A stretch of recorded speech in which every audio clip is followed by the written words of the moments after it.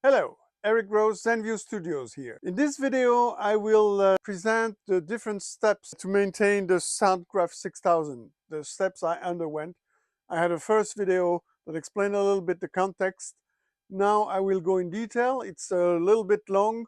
You have all the steps to learn how to clean, what's important, what's not important.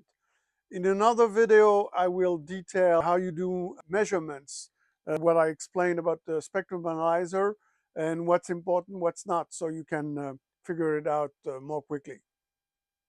But now on to this and with the method how to go about it. Please don't forget to subscribe. We enjoy that and we need that if you like more videos like this on full explanation on the repairs or maintenance or other subjects, studio subjects. Voila, let's go on. Obviously, you have to test the switches. This is where the main problems are.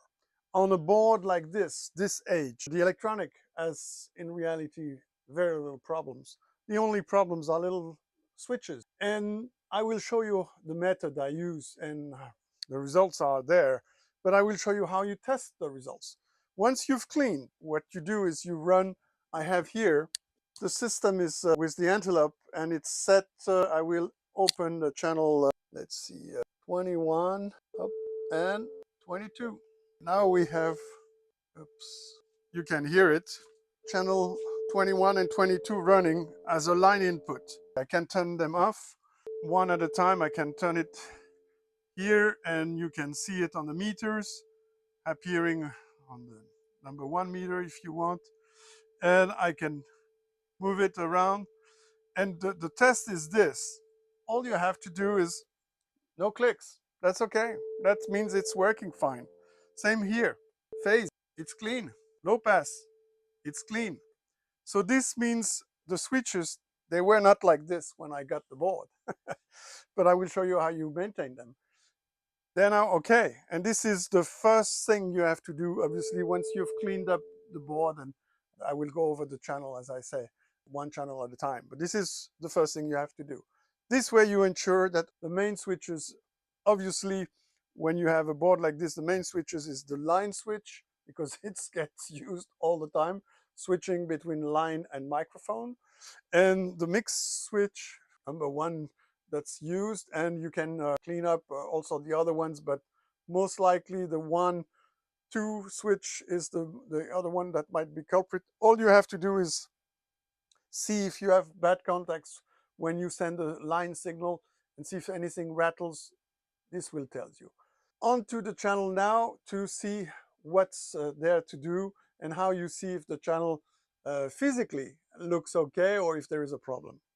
All right, so now we go about individual channel and how we test it and how we take it apart from the console. All right, so first things, now I have set, you see it's channel 25, tie line number 9 coming here, and sending it to input channel 25. So as you can hear, this has not been worked. You hear lots of scratches. That's typical. See, lots of scratches. Those switches need cleaning. You can hear the cleaning needs to be done. This is typical. You can see it works, but some cleaning ought to be done. You'll see the result afterwards. I'll show you, this is before, we'll see after. On to taking off the board. So first we turn off, obviously, the board completely. It's off. All we need is to unscrew those 2 little screws for the channel. So I unscrewed the channel board. This is it. And the visual check is, I will go over, we'll switch cameras and I'll show you the board more closely so you have a better look at it. But it looks okay, there's no problem whatsoever. So we'll see how we clean it. All right, so here we are with the board. Let's have a look close up. What you ought to look at is these capacitors here. You see here, they see perfectly all right. If you look at the top, it looks fine. And this probably means there is no problem. These are the input capacitors. This is what you will generally get when you have a problem. It's those caps. I show you what I found on some of the bad ones. I know. Let's zoom. So you see, that's a bad cap. It's looking quite different. I close up. All right, it's not easy to close up, but it's, and when the simple way to know is a much simpler way to know is to use the proper test equipment. And when I say test equipment, this is worth 20 bucks. So really not something that's unaffordable. All you have to do once, but it can be seen in circuit. This is, I don't know if you can read it. Let's see, you can read it. 59 microfarad. And this is supposed to be a 220 microfarad. So it's bad. So this is what you ought to look for on a board. See if you have, after obviously I tested them as I showed you with the spectrum analyzer, but when you have a problem, you will see physically the problem right there.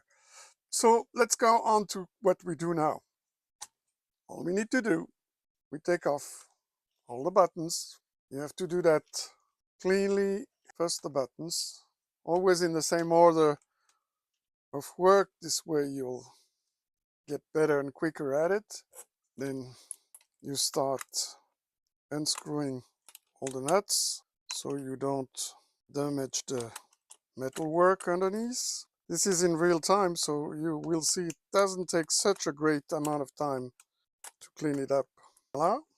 Don't forget this one. All right, and now we take off one by one, put them away in the right place so we can find them again. This is the tedious part. It's doing this all along, and I will show you how we clean it. The most interesting part is when I'm finished with this and how we do and what we do to obtain switches which work correctly again and don't give you scratches anymore. What I showed you on the channel 20, for instance, before, or 21, before we went on to the, I forgot this one, but it's mostly mechanical and very little electronic except testing those caps. I will show you what I do on each channel rather than just purely looking. Since I know these are the caps which might have a problem, I always test them for proper value. In fact, I did change 2 of them based on the values alone because they were off limits in terms of values. They didn't look puffy like the ones I showed you, but they were slightly off, meaning over the tolerance that the cap is supposed to be. A cap has, during its lifetime, when it's working properly, you have obviously tolerance. So it's finished. We take it off and we will clean this in a minute. I will show you how we do clean it. But first, I put this back here. The one thing you can do is always make sure they all set correctly, because with time and heat, they can always move a little. We'll clean the switches afterwards. First of all, cleaning this part. And this I need some little thing. So now we're back. We have the special miracle product for cleaning. And that's it. All you have to do is get the dirt off this so it looks like new. What product I use? Glass cleaner. It's the cheapest product that you can find in the supermarket for cleaning windows. It's a perfect, it not only cleans, but it also kills all the bacteria and stuff. The special alcohol formulation they have, it's actually a very good product for cleaning also all the germs. So let's see how do we look perfectly clean? Looks okay to me. It's starting to look very good. Let's zoom a bit. Wow, looks all right. A little bit more here on the top. Voila. I think it's fine now. All right, this is done. So that's the first part. Once that's done, testing of the caps. This is what I told you with my $20 test equipment. All right, so if they're working correctly, there's supposed to be 47 microfarads. It says 43, and milliohm is 850 milliohm, so it's less than an ohm. 43 microfarad at 1K, it's perfectly fine. This is within spec, and you can do it in circuit. 43, same thing. 844, it's good. Okay, those two, they are in parallel, so we have 2 times 220, and it reads 429, so that's okay. 360 milliohm, same thing. Oop, just have to get the tweezers. 429, 360 milliohm. That's it. End of testing. We have caps which are good. They don't need to be changed. So now all we have to do is clean up the switches. This is the longest part of the whole job. And I'll show you the miracle product. Very expensive. It's called WD-40.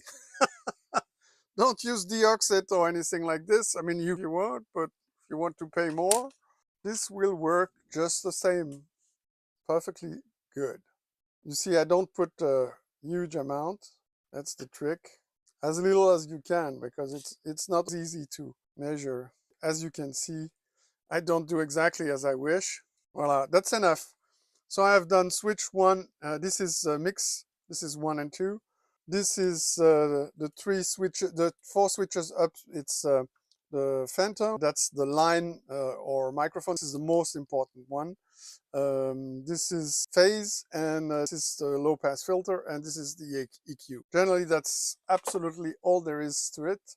Now you take off the extra. That's not necessary, and it won't damage the board. It won't do anything. It's just greasy. And this is the cleaning. All you have to do. Looks silly, but that's what it is.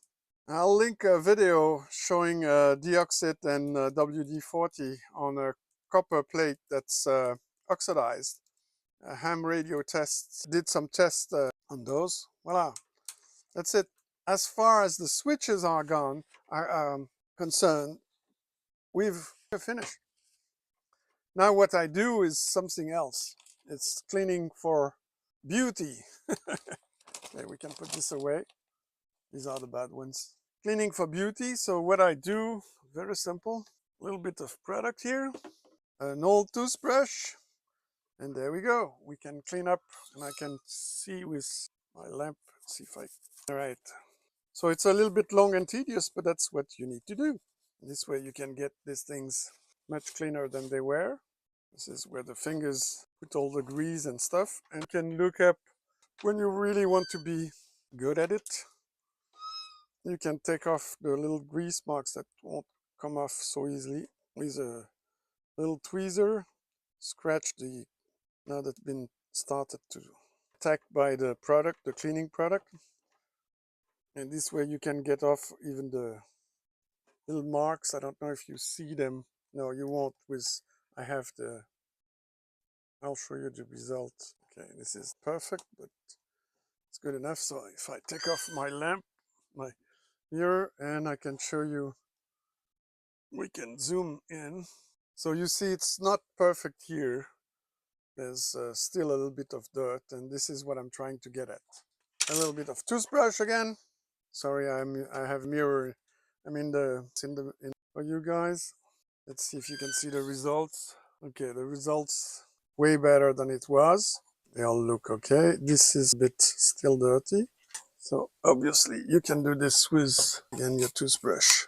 But you get the drift. This is the whole thing. If you do it right, in the end, you get this thing spanking clean and like a new board. A little more product, and I'll show you the same thing. You do that on those plastic we took off. This is the other thing. Okay, we can also the EQ one. This is a bit dirty, and obviously we have to do, I can zoom out, same trick. As you can see, the longest part is the cleaning of the switches on the switches. That's really what it is. Well, basically we're up to speed. We'll have to do the cleaning of these afterwards, but the next step, first we do give it a little clean here, so because always with the electromagnetic, you don't see it so well maybe on camera, but little bit of things. They are all marked apparently. They were 25. They don't agree with this. Here it says 24. Okay, now putting back together. What you do, put your board like this, and this is, so don't force. Voila. When you do it right, you see, up it goes. There we are. That's all there is to it. Okay? I'll shorten this part for you.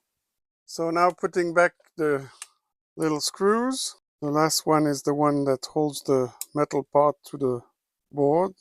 And now the tightening. Same thing, I'll save you a little bit the tightening. All right, all tightened. Cleaning on this last part, those. This is the one that's the dirtiest. And the before and after is that there's only one line which is black. The one in the middle normally, not the other ones. Once you've cleaned the thing, you should get something like that. Looks much better already. You can also clean up a bit the back. There's dirt there too. But basically that's it. Up, it's done. And now on to your two ones. All right, so we have our board now ready for testing. So we'll pull it back. Okay, all good. You can turn it on. Everything looks good. All right, so, and as you can hear, there are no more scratches. That's the difference. It's clean. That's what it's all about. Clean contact. So, job done. We can put all the caps back on and we're finished with channel 25. All we need to do, and I will show you on video too, we have to test it again, see if frequency response and the THG and everything is okay. So, on to that. Last test.